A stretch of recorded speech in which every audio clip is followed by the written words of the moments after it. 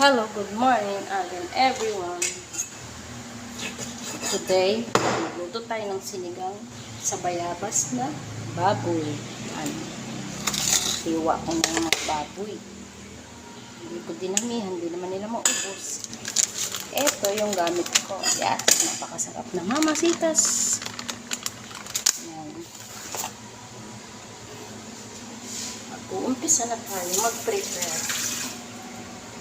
Pero, dami ko tira kasi hindi na maubos.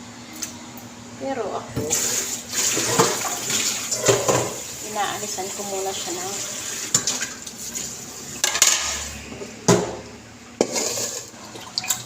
may gawin din na kailangan. Nigisa ko pala pa.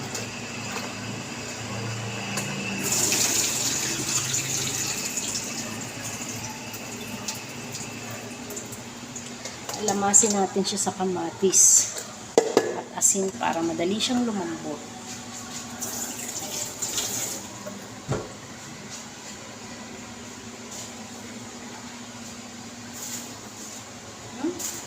Ang araw po today is Thursday. Thursday pala po ngayon. Hindi ako makapag-video naman daang araw kasi hindi naman ma-upload na yung aking cellphone.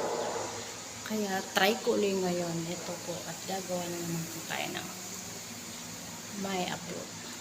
Yan. Ito po ulit ang inyong mami sa kumbento. Ang kusina ng kumbento. Have a nice day.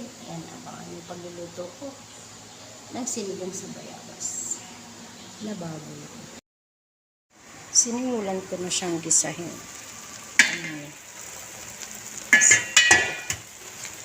Ayan.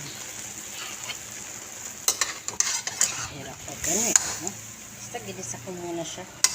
Gisahin mo nang maigi siya bago